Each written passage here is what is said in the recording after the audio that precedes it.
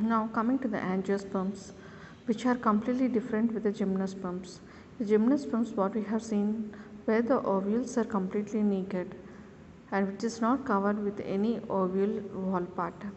But coming to the angiosperms, the flowering part, mostly the angiosperms are also called as the flowering plants, where we can see in all the angiosperms plants with the beautiful flowers, seeds, fruits. So these are the angiosperms plants where we can see flowers, seeds, fruits and all. Okay, so now coming to the explanation part. The ovules are present inside the ovary of the gynoecium.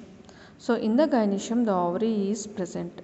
Now this ovary, inside the ovary again the ovules are present. The pollen grains in the ovules are developed in a specialized structure called flowers. So when we understand this, the flower which contain the gynoecium, and inside this gynoecium we can see the pollen grains and the ovules. In the angiosperms, the seeds are enclosed in fruits. The angiosperms are embryophytic, non-archegoniate, vascular, fruit-bearing phanerogams. The angiosperms are an exceptionally large group of plants occurring in a wide range of habitats. How much wide range we can understand this? Angiosperms can be in a range that can be tiny, almost microscopic, that is present in the Wolfia, and to the tall trees eucalyptus, which is about 100 meters.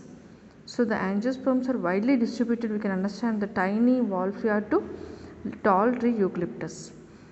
Now the angiosperms plants can provide us food, fodder, fuel, medicines and several other commercial important products which we see in our daily life. And coming to the root system of these plants is taproot or adventitious type. In the angiosperms, the root system is taproot. Now coming to the main conducting elements of xylem are vessels. So in angiosperms, vessels are present in the xylem. Coming to the gymnosperms, vessels are absent in xylem. That is one differentiation. And the phloem consists of companion cells in angiosperms, and in the gymnosperms the companion cells are absent. So this is the one difference we find between the gymnosperms and the angiosperms. They develop flowers with usually conspicuous perianth, the male sex organs, into a flower as the stamens. When we think about the flower like hibiscus, which shows the petals,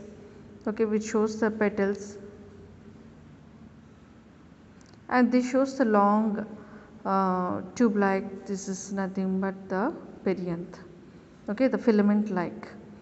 Now the main sex organs in a flower are the stamens. Each stamen consists of a center filament with an anther at the tip.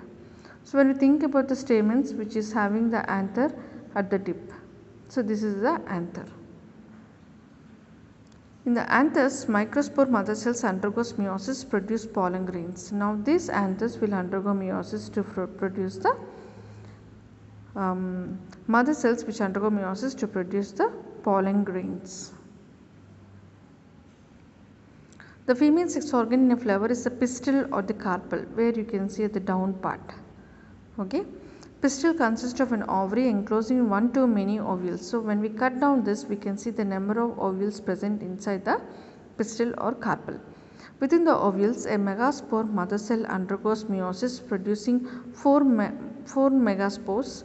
Usually one megaspore develops into a highly reduced female gametophyte termed embryo sac. So now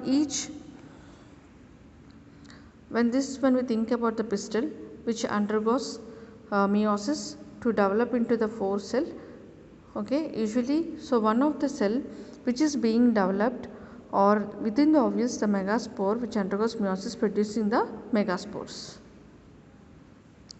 Now each megaspore which may develop into a highly reduced female gametophyte termed as embryo sac.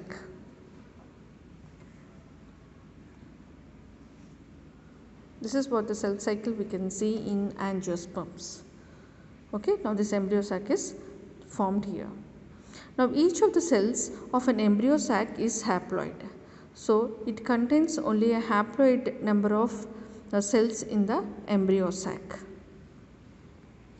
Each embryo has a 3-cell egg apparatus consisting of one egg cell with 2 synergids. So in each embryo sac we can see 3 antipodal cells we can see, which is the egg apparatus consisting of one egg, and this is the egg, and these 2 are synergids.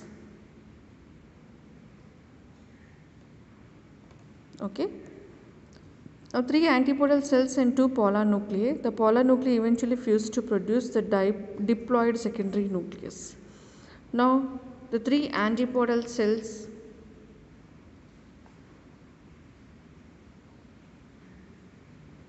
and 2 polar nuclei which fuse to form diploid secondary nucleus.